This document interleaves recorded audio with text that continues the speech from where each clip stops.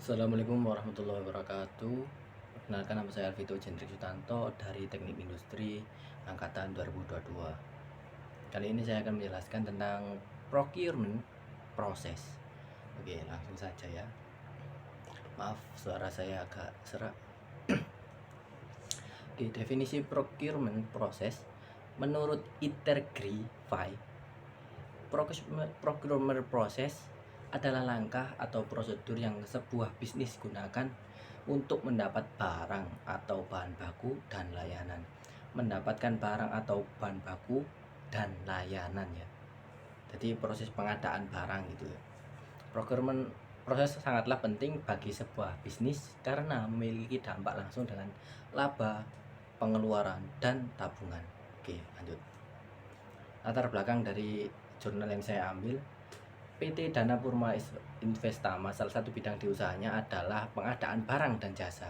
Perusahaan ini sebagai perantara yang membantu customer dalam menyediakan barang dan produk yang dibutuhkan oleh customer dengan memesan pada vendor, kemudian mengirimkan barang tersebut pada customer sesuai permintaan. Nomor 2, namun sistem pengadaan barang di PT Dana Purma Investama saat ini masih dilakukan dengan cara sederhana, yaitu hanya melibatkan penggunaan MS Word dan Excel dalam penyimpan, pengolahan, dan penyajian data. Hal ini menyebabkan terjadinya beberapa masalah, diantaranya kesulitan dalam pengolahan, penyimpanan, dan pencarian data, keterlambatan penyajian informasi, tidak efisiensi waktu, ketidakakuratan data, kehilangan data, serta beban kerja lebih bagi karyawan. Jadi ada minusnya ya. Penelitian ini bertujuan untuk membantu perusahaan dalam mengatasi permasalahan yang ada agar pelaksanaan operasional pengadaan barang dan jasa dapat berjalan lebih baik, lebih efektif, dan efisien.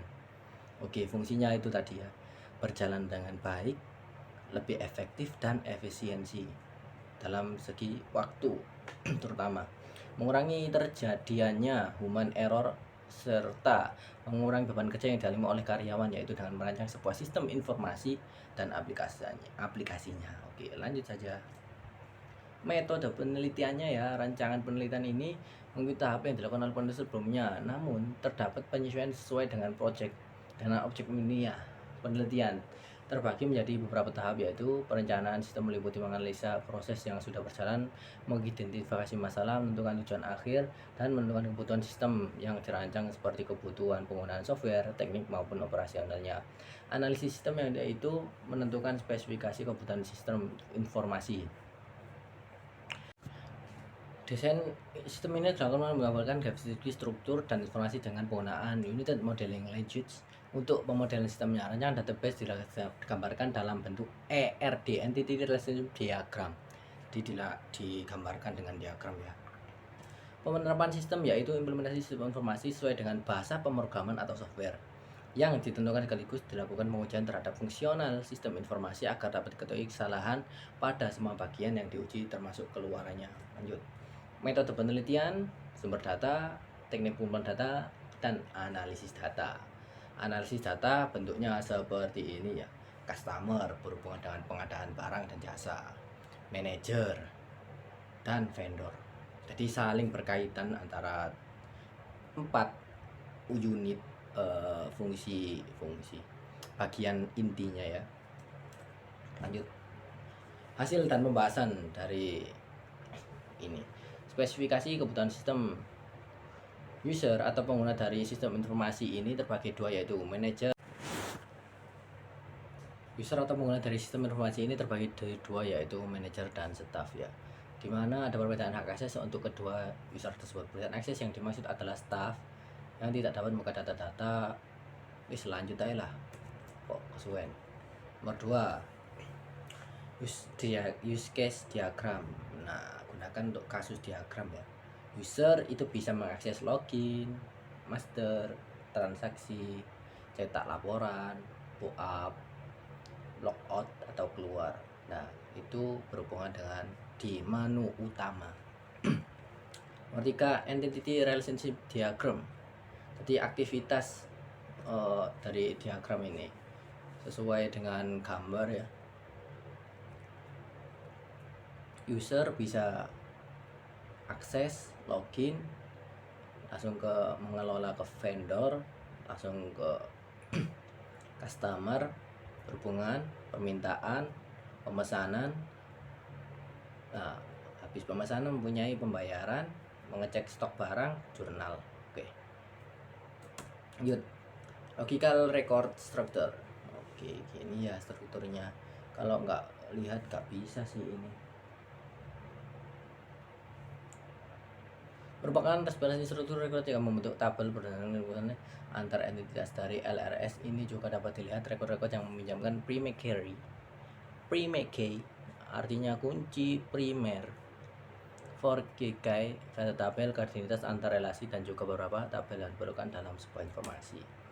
Nomor 5, sistem informasinya itu user interface ya. Jadi user itu bisa login buat username dan password. Lalu di menu utama, seorang manajer itu memiliki hak akses keseluruhan, jadi bisa mengedit-ngedit gitu kan. Nomor ketiga, menu utama user login sebagai staff, ada beberapa submenu yang dapat dibuka dan diakses. Jadi untuk khusus manajernya saja, staffnya ini hanya bisa mengotak-atik di bagian tertentu. Nah, submenu data user, begini tampilannya ya. Kode user, nama user, jabatan. Gambar samping merupakan tampilan salah satu submenu dalam menu master, yaitu data user. Dalam form tersebut, user, manager, dan staff dapat mengelola data pribadi, menambah, menyimpan, menghapus, mengubah, atau melakukan pencarian data. Submenu pembayaran lanjutnya ya. Gambar di samping merupakan tampilan salah satu submenu pembayaran dalam menu transaksi, yaitu pembayaran dalam form tersebut. User dapat melakukan input data, simpan data sesuai transaksi terjadi. Nama personal akan menampilkan nama user sesuai loginnya. Lanjut. Menu backup data. Gambar di samping merupakan tampilan menu backup data apabila ada terjadi kebobolan ya. Pada menu ini dipilih file yang akan di backup, lokasi awal penyimpanan, dan lokasi tujuan backup. Nama personal untuk menampilkan nama user sesuai loginnya. Oke, kesimpulannya, yang dapat dirangkum dari penulisan ini adalah sebuah informasi yang terkomputerisasi dapat membantu perusahaan dalam kegiatan operasional sehari-hari dan juga mempermudah karyawan dalam melakukan pekerjaannya, sehingga kesalahan atau kendala yang sering terjadi pada saat menggunakan sistem manual dapat dihindari atau bahkan dihilangkan sama sekali. Dalam penelitian ini dimulai dari menganalisis data, kemudian merancang sebuah sistem informasi menggunakan beberapa tools sebagai alat bantu desain dan juga software tertentu sebagai wujud implementasinya, sehingga akhirnya dapat mewujudkan sebuah sistem informasi pengadaan barang dan jasa berbasis desktop, diharapkan dapat bermanfaat bagi perusahaan kedepannya. Oke, segitu saja ya dari saya. Apabila ada terjadi kesalahan, saya mohon maaf. Assalamualaikum.